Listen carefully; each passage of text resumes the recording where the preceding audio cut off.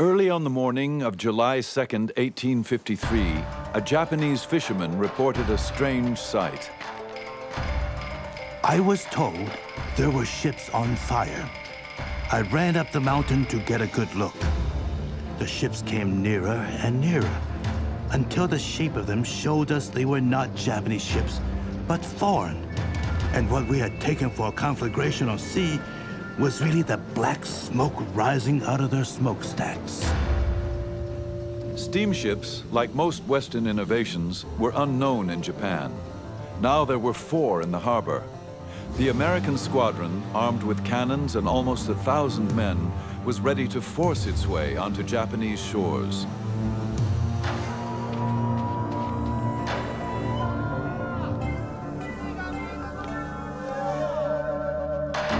Japan was a land shrouded in mystery, a warrior society ruled by the powerful Tokugawa shogunate.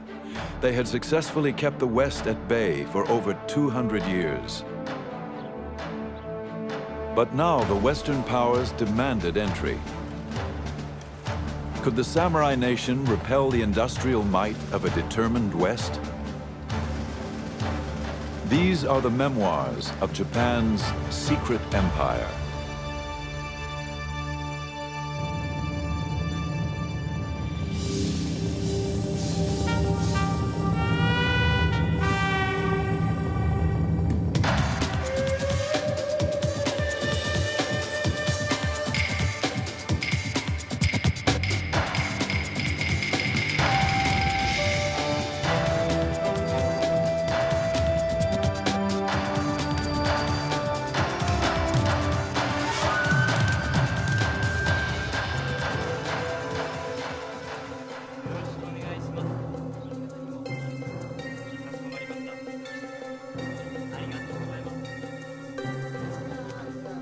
All those who are in contact with us are bound by an oath and signed with their blood not to talk or entrust to us information about the situation of their country, their religion, and secrets of government. So reported the German doctor Engelbert Kempfer, one of the few Europeans allowed in Japan. It was the year 1690, and the Japanese viewed Westerners as barbarians who threatened their orderly society. The Japanese were determined to keep their doors closed to the West for as long as they could. There was one exception, a small settlement of Dutch traders who agreed to live in confinement on an island in Nagasaki harbor. For over 200 years, this sequestered trading post would be Europe's only window to this impenetrable land.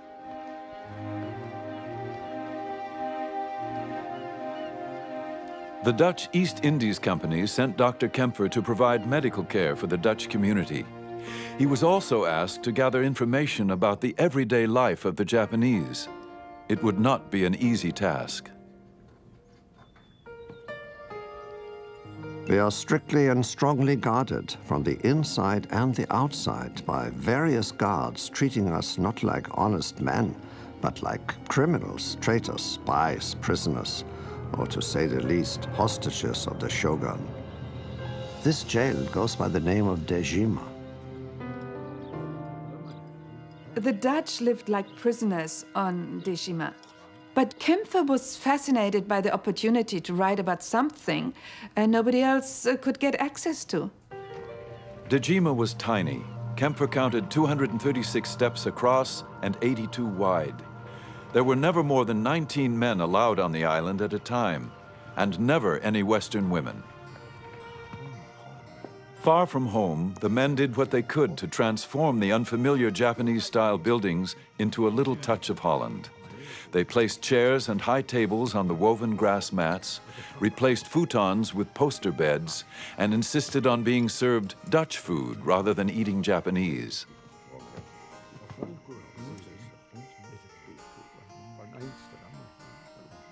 No Japanese, except for prostitutes, were allowed unsupervised contact with the Dutch. Yet, in order to gather information for his reports, Kempfer managed to create a small group of inadvertent Japanese informants. I serve them willingly and without charge in my profession with medicines, while cordially serving them European liqueurs. I question them about local matters, nature and secular and spiritual topics, with total freedom.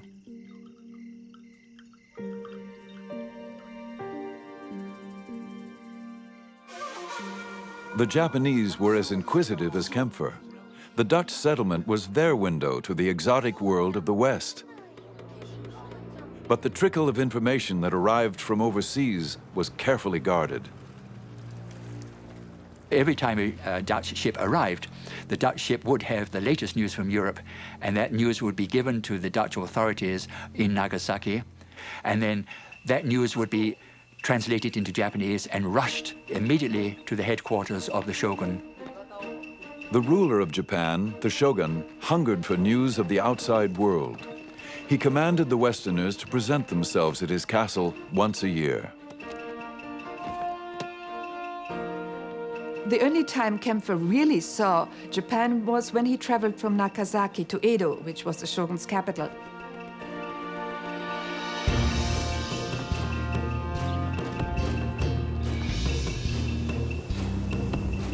The road trip to Edo gave Kempfer revealing glimpses into the world of the Japanese. He recorded every detail of his month-long trip.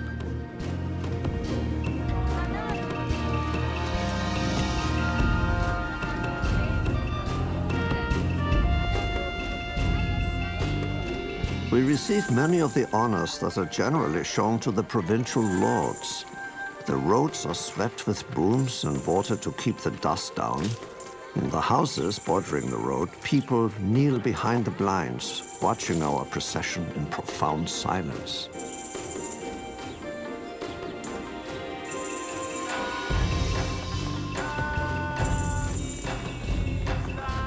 An incredible number of people daily use the highways of Japan's provinces. Indeed, at certain times of the year, they are as crowded as the streets of a populous European city. The reason for these crowds is partly that the Japanese travel more often than other people. Kempfer would write about all of the travelers, samurai and their lords called daimyo, merchants and roadside performers, Buddhist monks, and a group of young women who dressed like nuns. They cover their shorn heads with silk hoods and adorn themselves nicely. Each attaches herself to one particular traveler, starts up a rustic tune, and as long as it's to her advantage, she accompanies and amuses him for several hours.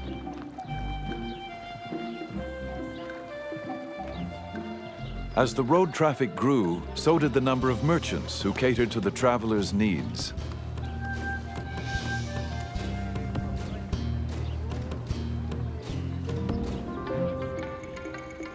We saw many fine stalls, those of merchants and cloth dealers, medicine dealers, traders in idols, booksellers, glassblowers, pharmacists, and people crying out their wares.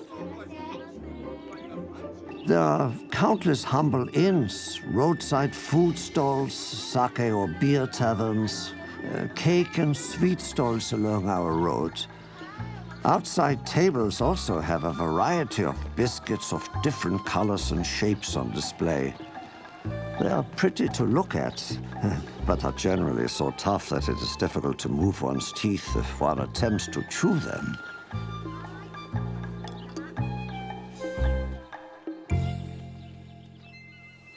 Tradesmen, once considered social parasites, were beginning to improve their position in Japanese society.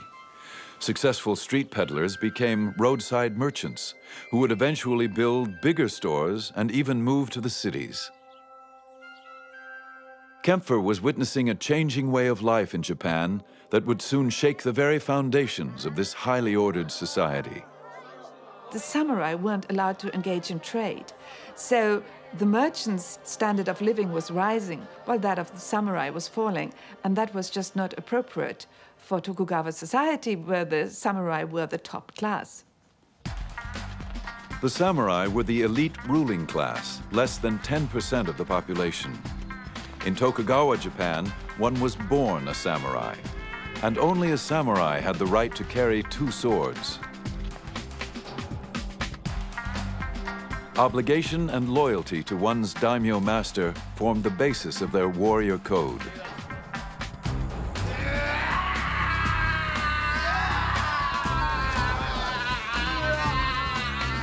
But now, in an era of peace, the once privileged samurai faced an uncertain future. There were no wars to fight, and many daimyo found it difficult to keep a full army on staff. While higher-level samurai could find work as civil servants, other samurai were not allowed to work in occupations considered beneath their class.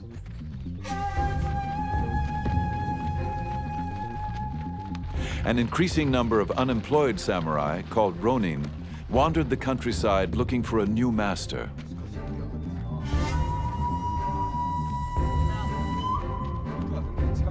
The search for new opportunities led many to the cities. And there was no more rapidly growing city than Edo, later to be known as Tokyo. Edo was the capital of the Tokugawa shogunate and Dr. Kempfer's destination. Here he would finally come face to face with the shogun, the most powerful person in Japan.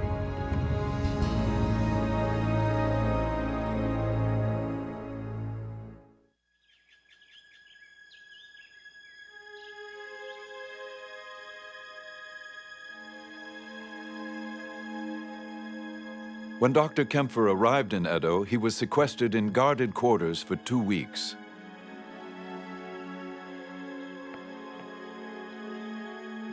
Finally, he was summoned to appear at the castle of the 5th shogun, Tokugawa Tsunayoshi.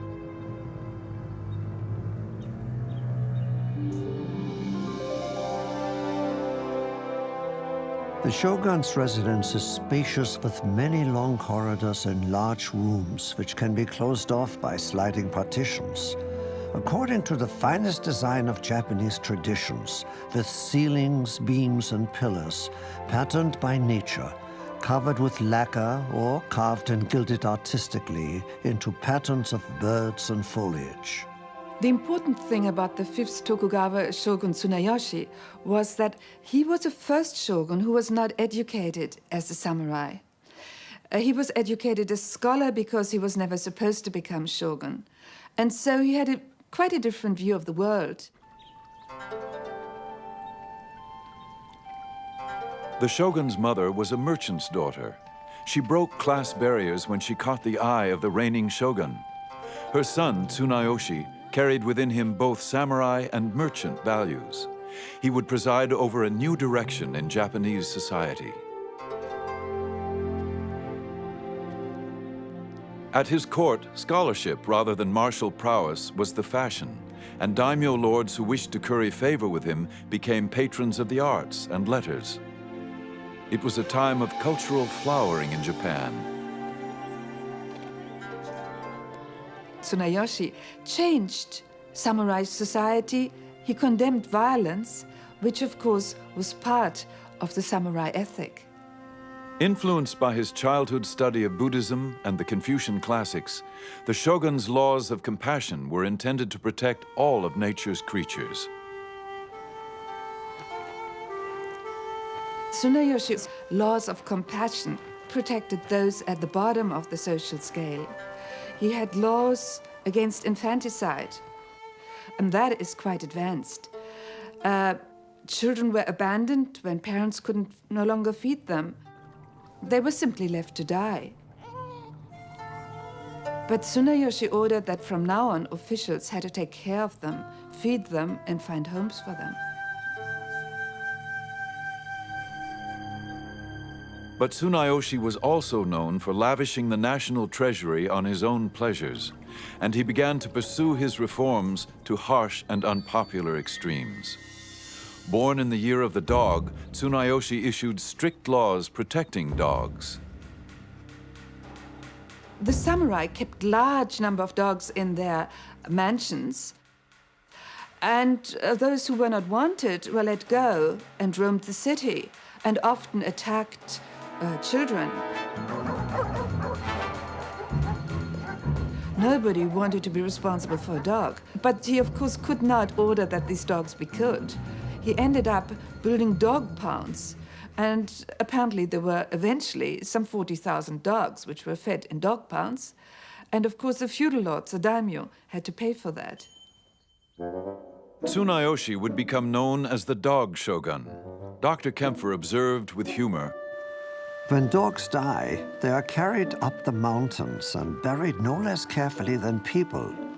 A certain farmer, laboriously carrying his dead dog up the hill, complained to his neighbor about the year of the birth of the shogun.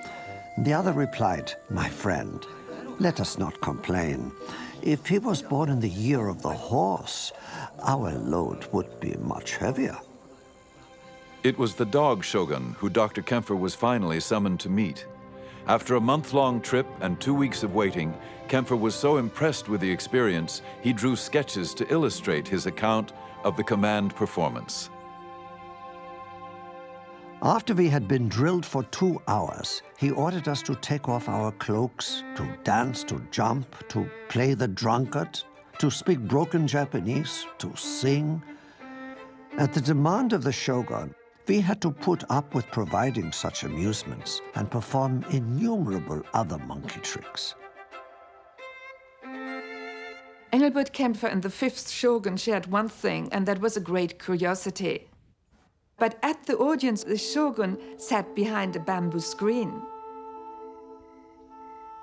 And he asked Kempfer to come close to the bamboo screen, even take his wig off, and dance and sing for him.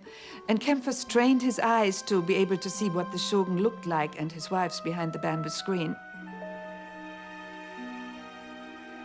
But they never were able to talk to each other directly. The shogun and the doctor would meet only 3 times, but each provided a brief glimpse for the other into his world. Kempfer's account of Japan became a bestseller. It first appeared in English, then it was translated into Dutch, French, several translations, even Russian. And basically, all knowledge until the 20th century was based on Kempfer's so-called history of Japan. Japan had no desire to open its doors to the West. The country was at peace, but the economy was in decline. Thousands of disenfranchised samurai warriors would keep the nation on edge.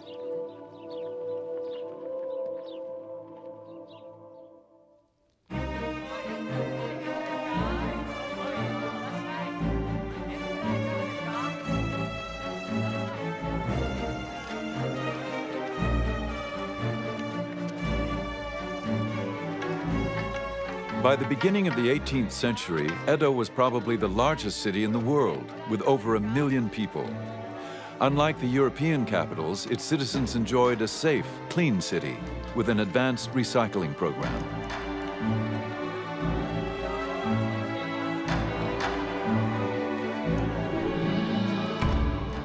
And it was prosperous beyond measure. Copper coins flow like currents of water, while silver piles up like drifting snow. Every morning, fish are sold in such quantities that one may well wonder whether or not the supply in the seas has been exhausted.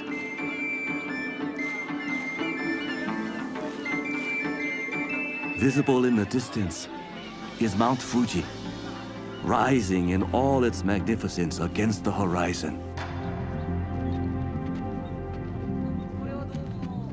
At least half of Edo's population were samurai warriors who had come to the capital with their daimyo lords. Since there were no wars to fight, the samurai had leisure time, but not always the means to enjoy it. The downside of the era of peace for samurai was that the samurai weren't allowed to engage in commerce, and therefore gradually they see a lot of wealthy merchants more able to do all of the things that they want to do because they have more money than your common samurai. Ironically, merchants who catered to the needs of the samurai were the ones who benefited. They could now afford to get education, develop their taste, cultural taste, and emulate the high-class samurai whom these merchants always admired and envied. The social barrier was breaking down. Since the beginning of the Tokugawa era, a restrictive class structure had kept everyone in their place. Although the classes were not supposed to fraternize, the rules began to bend. 日常的に俳句を作る連とか In social situations, such as the popular haiku clubs, where both samurai and merchants were both active participants, rather than addressing each other by their acknowledged family names, each would create a pen name. In this way, they freed themselves from adhering to the rigid rules demanded by their social standing.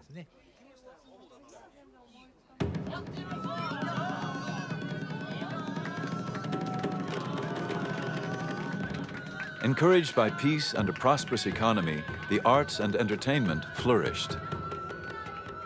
Samurai interest in education had encouraged literacy among all social groups. 85% of the male population of Edo were avid readers. In 1800, there are about 120 or more haiku poetry circles. And also there are about 500 bookstores and very active publishing activities. The people demanded these books and information. They want to read exciting fictions. Some of the best-selling novels of the day were written by a merchant-turned-author named Ihara Saikaku. His books celebrated the era's emerging pop culture, a totally new genre in Japanese fiction. Saikaku haunted the streets of Edo for his literary material. He knew prostitutes and daimyo, as well as beggars and merchants. And he wrote about them all with unabashed candor and ribald humor, especially the newly prosperous merchants who tried to emulate the refined samurai.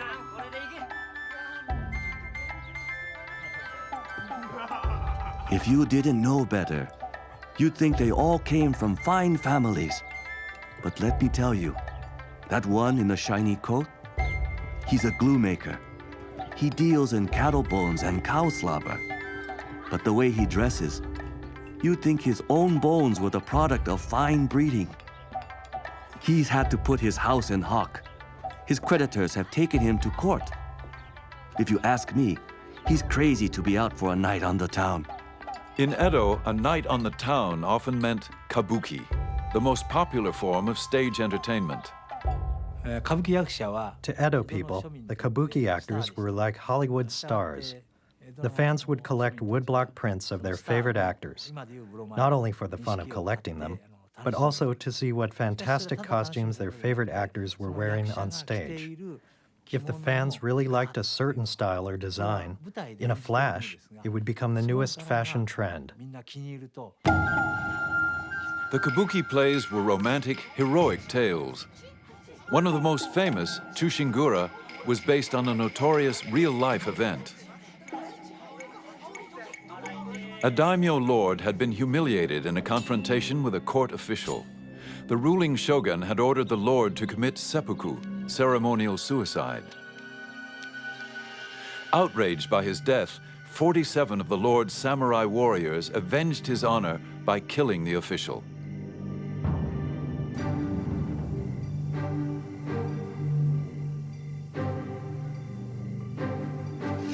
This presented the ruling shogun with a dilemma. The samurai had obeyed their code of honor, yet they had challenged the shogun's authority. The people begged for clemency, but the shogun would not yield. He ordered the samurai to commit suicide. These samurai had lived and died by their own code of honor.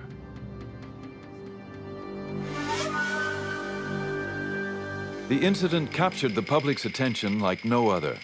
Soon these men were immortalized on the kabuki stage, a nostalgic tribute to a bygone era.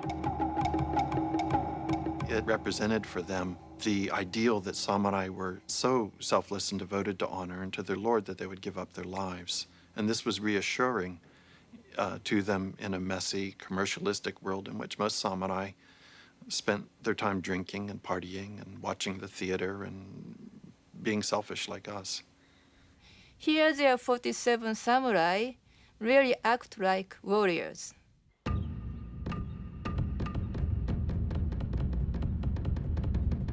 All raise a shout of acclaim. Well done, well done. And this praise will be echoed through ages to come for these loyal retainers. We have recorded here their glory, ever renewed like the leaves of the bamboo. The honor of the samurai would live on in myth and legend. But in Tokugawa Japan, there were no wars, no more quests for eternal glory. In real life, the samurai would have to find another outlet for their passion.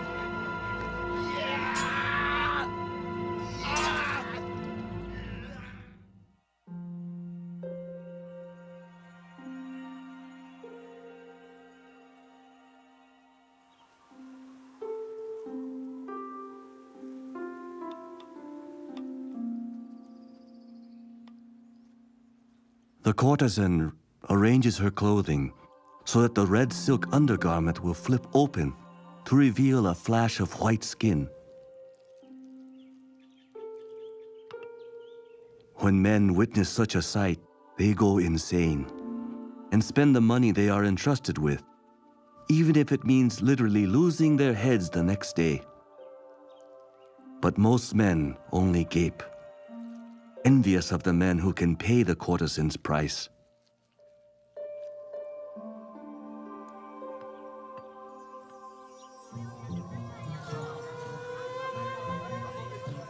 More than 3,000 courtesans and geisha plied their trade in Yoshiwara, the pleasure district of Edo.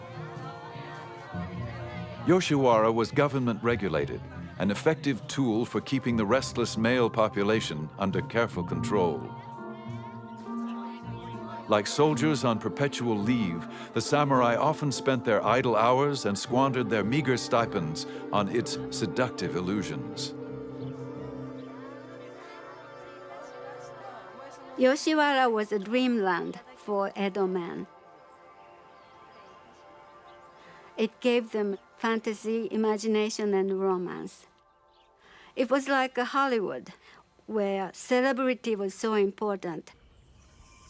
Gated, walled, and surrounded by a moat, it was a city unto itself. No Westerner was ever allowed to explore its pleasures.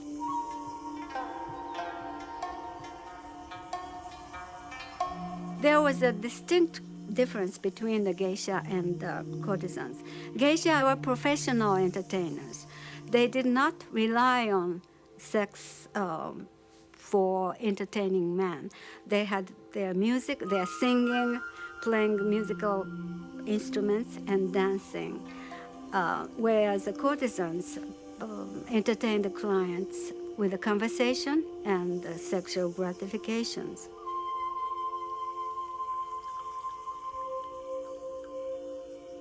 Yoshiwara courtesans were the elite of the prostitutes.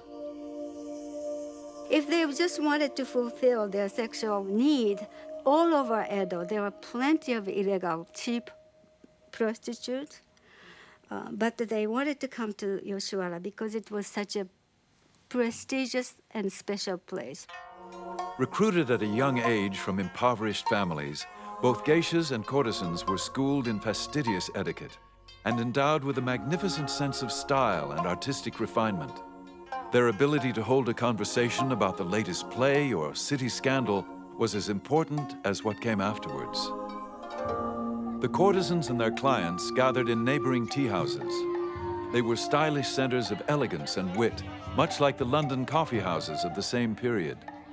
To properly partake of Yoshiwara's delights was an art in itself.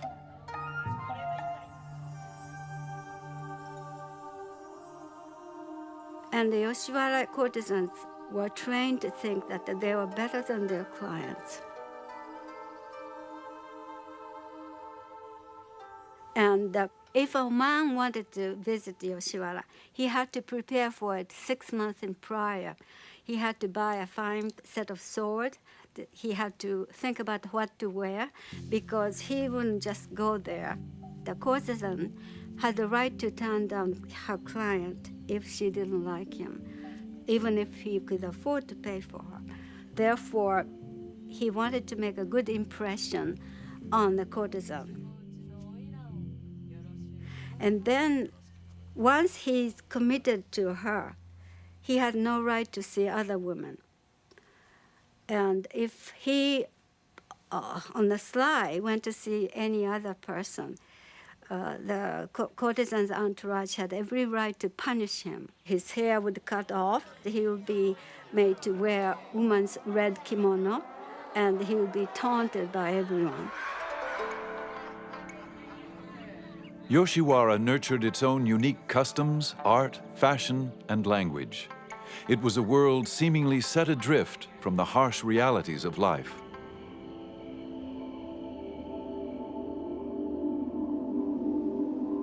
Living only for the moment, giving all our time to the pleasures of the moon, the snow, cherry blossoms, and maple leaves. Singing songs, drinking sake, caressing each other, just drifting. Never give a care if we had no money, refusing to be disheartened, like a gourd floating along the river current. This is what is called ukiyo, the floating world.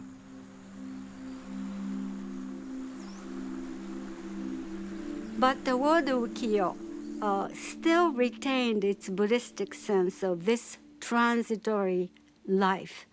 Its impermanence, this life's suffering, was still there, particularly for the courtesans and prostitutes, all of whom had some kind of trouble.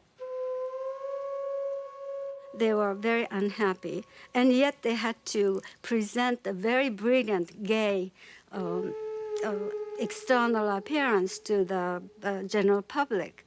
It makes me think of the music of blues in jazz world, this indefinable, indescribable pathos, sadness, and languidness. This is very reminiscent of the word ukiyo to me.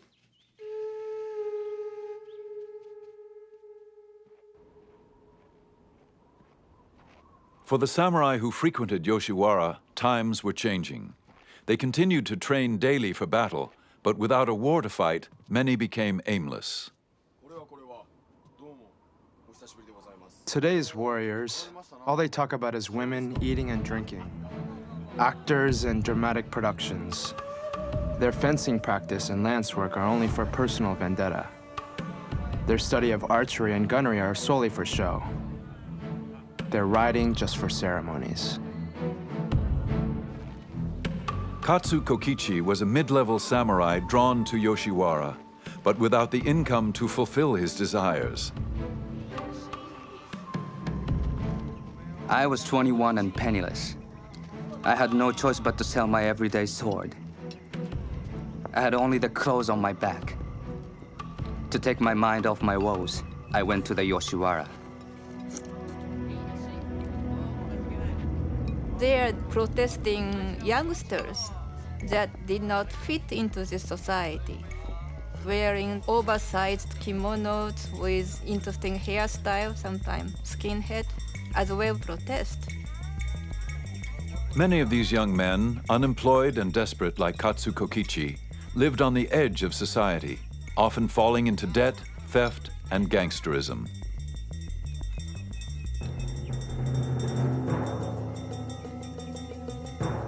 When we entered the shrine precinct, a couple of sharp-looking characters sauntered up to us, humming a tune.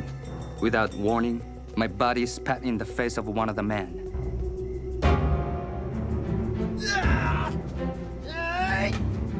We then noticed a group of about 20 men, all armed with long hooked spears. Outside the gates was a reinforcement of some 30 men with pike poles. We were 4 against 50. For Katsu Kokichi, the samurai code of honor was all but gone.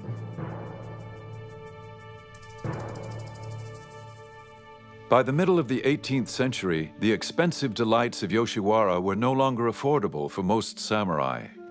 The pleasure district took on an increasingly ugly edge. And the brothel keepers lost their pride. They had become slaves of money making, and they became much less compassionate. Some of them became very, very cruel and treated prostitutes miserably, and there was some death.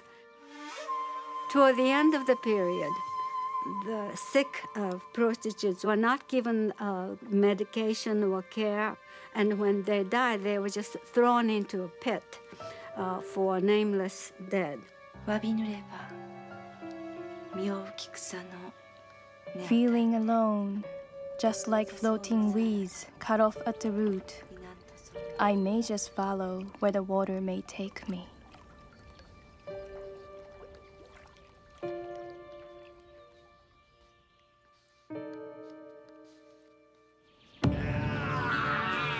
The insular world of the samurai was in decay. To find a cure for its ills, some would begin to look in an unlikely direction. The West now beckoned with new ideas and hope.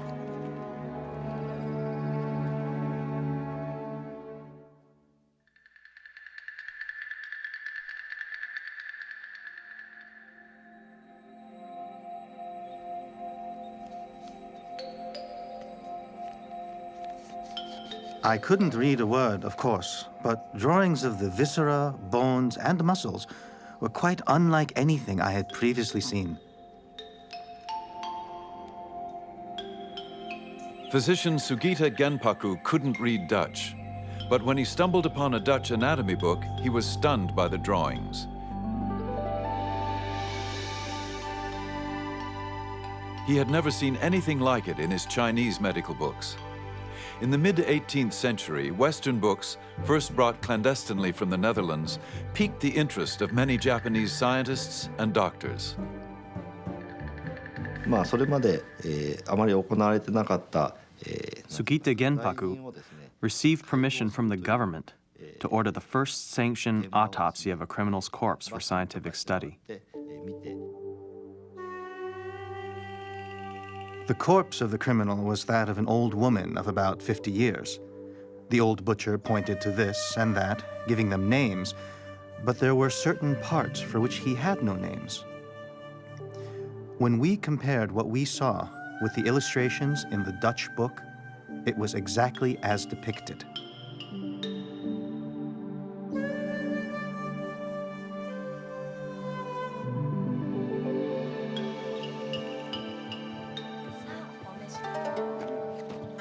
Dr. Sugita and his friends reflected on how shameful it was that they had tried to treat their patients without a true knowledge of the human body. He vowed to learn more. He taught himself Dutch so he could translate the book.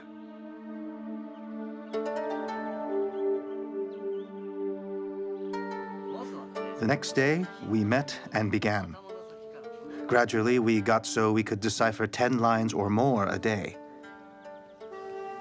After 2 or 3 years of hard study, everything became clear to us. The joy of it was as the chewing of sweet sugar cane.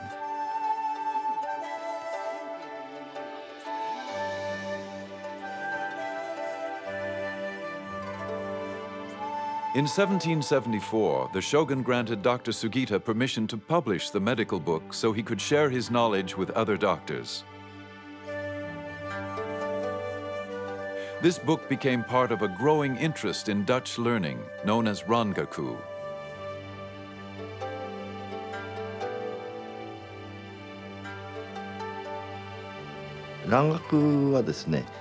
Originally, Rangaku had to do with medical studies, When physicians discovered they could heal ailments with the new Western medicine from Holland that they couldn't heal with the traditional Japanese medical practices, they became very interested in the study of Rangaku. Gradually, as knowledge of the Dutch language became more widespread, other aspects of Rangaku, such as astronomy, science, and chemistry, were introduced to Japan.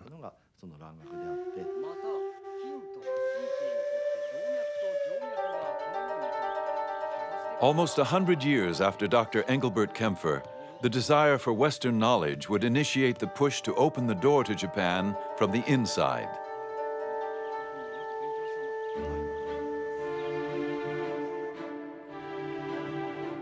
And yet, as attractive as Western knowledge was to some Japanese intellectuals, there were others who believed that anything Western still threatened Japanese society. One source of harm that has appeared of late is Dutch studies. These students have been taken in by the weakness of some for novel gadgets and rare medicines which delight the eye and enthrall the heart. If someday the treacherous foreigner should take advantage of the situation and lure ignorant people to his ways, our people will adopt such practices as eating dogs and sheep, and no one will be able to stop it. It is like nurturing barbarians within our own country.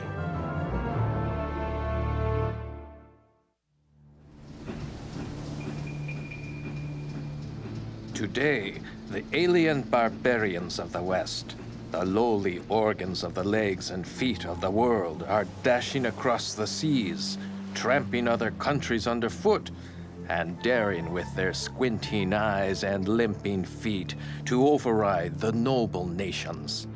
What manner of arrogance is this? Japan had managed to keep the alien barbarians at bay for more than 200 years. But now, in the mid-19th century, the West was poised to assert itself. The shogun is faced with a strategic threat on three fronts. From the north, the Russians are coming. From the south, the British are coming. And ultimately, from the east, the Americans come. The new country of the United States of America was on the move. Japan was known to have large coal deposits and something else in abundance: whales. Whale oil, which literally greased the wheels of American industry, was a multi-million-dollar business. Whale hunters had depleted the North Atlantic oceans. Now America looked eastward to Japan. If that double-bolted land Japan is ever to become hospitable, it is the whale ship alone to whom the credit will be due. So wrote Herman Melville in his classic tale of the great white whale that haunted the waters off Japan. By the time Moby Dick was published in 1851, the United States was ready to assert its power.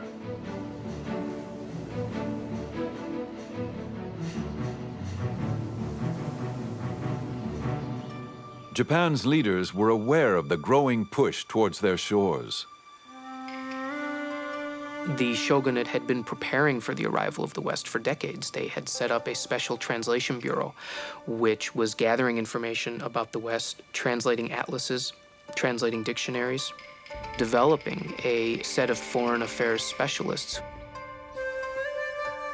Key advisors warned of an imminent foreign threat. They urged the shogun to bolster his defenses. We should build warships. Then if barbarians come to our sea, we should shoot every single one of them.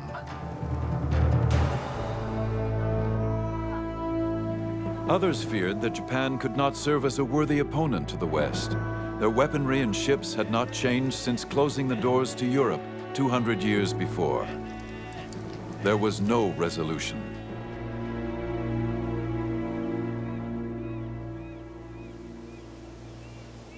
Then, early in the morning on July 2nd, 1853, a local fisherman reported this strange sight. I was told there were ships on fire. I ran up to the mountain to get a good look. The ships came nearer and nearer until the shape of them showed us they were not Japanese ships, but foreign. And what we had taken for a conflagration on sea was really the black smoke rising out of their smokestacks.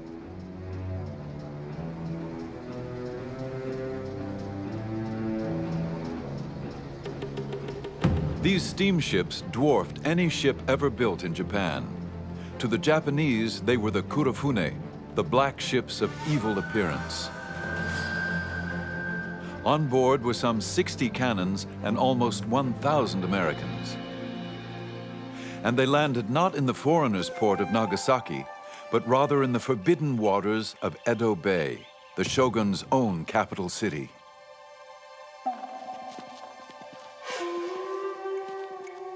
Upon hearing the news, the shogun immediately fell ill. Many said from the shock of hearing that a foreign naval squadron was at his doorstep. His advisors tried to deal with the crisis.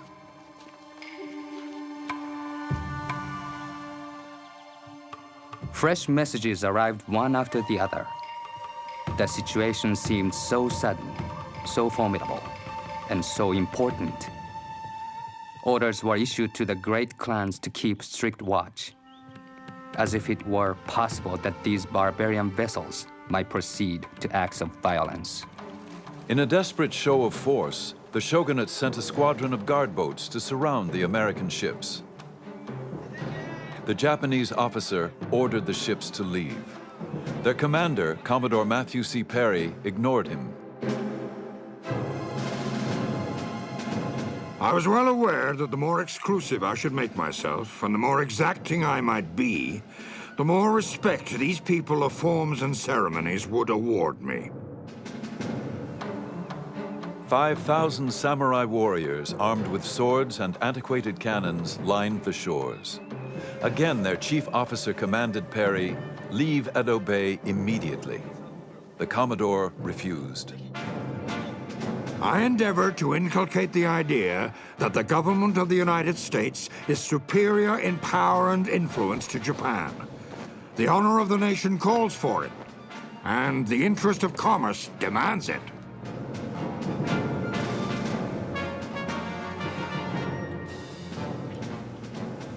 The Japanese on shore watched as Perry's crews readied for action. Cannons were loaded, guns were drawn. Perry came ashore.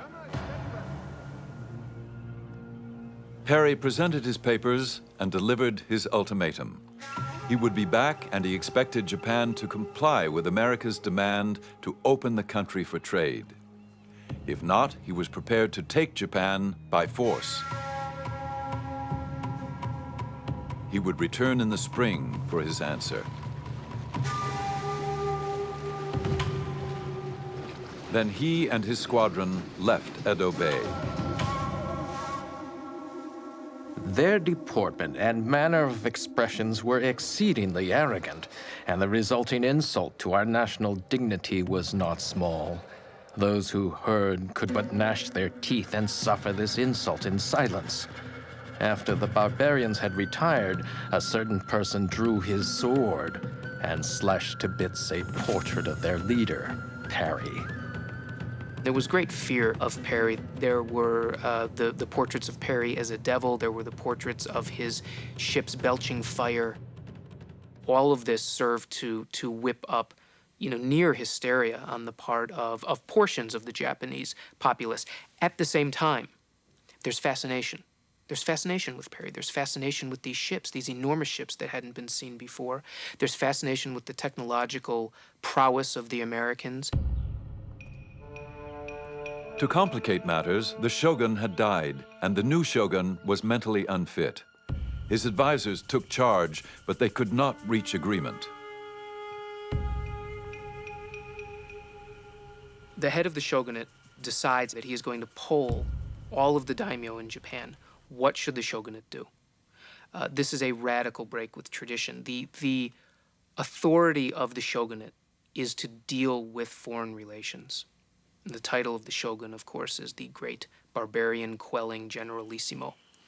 And yet here is the head of the shogunate asking the daimyo what he should do. Two positions are staked out. One, being known as the open the country argument. The Americans do not understand the ethics of humanity and justice. There will be no choice but to start trade with them. The other side being revere the emperor and expel the barbarian. The Americans have come to seize Japan.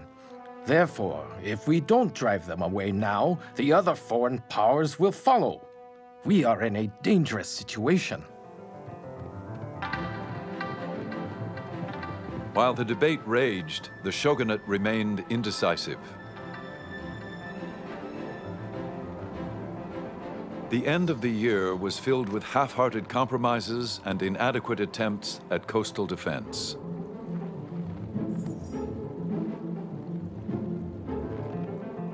Then, in February, Perry returned earlier than expected. This time, his show of force was even more ominous. He arrived with double the ships and crew. The honor of the Japanese had been challenged, but they had no means to defend it.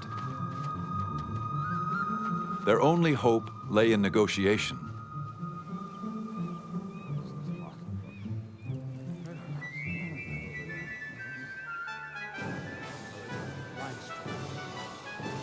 As soon as Perry came ashore, the talks began.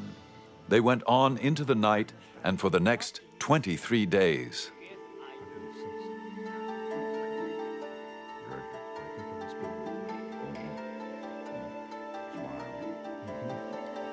In the end, the treaty was a compromise, which served both countries' interests.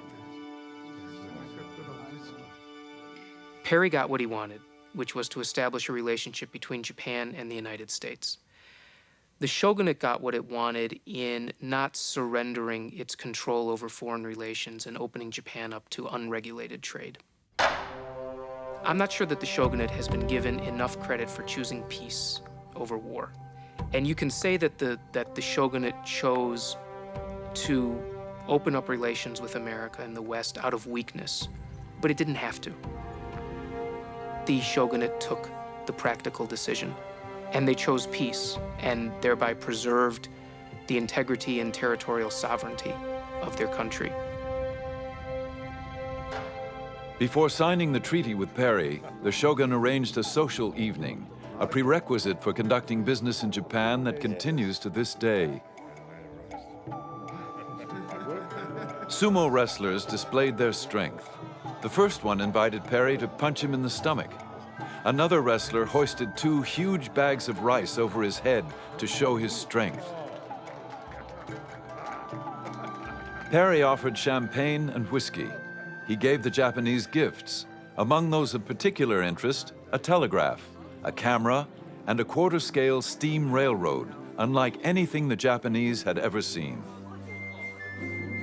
Japanese engineers would quickly make plans to replicate them.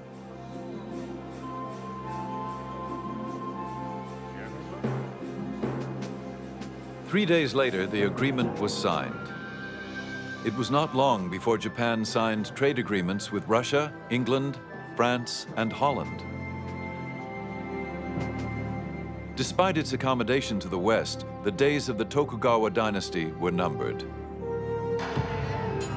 No longer was the warrior class to control the destiny of Japanese society. Within 10 years, the samurai were officially disbanded. But the samurai ethic had been indelibly engraved into Japanese culture. In 1868, the 15th shogun stepped down. With his departure, 265 years of rule by the Tokugawa family had come to an end. The modern era of Japan had begun.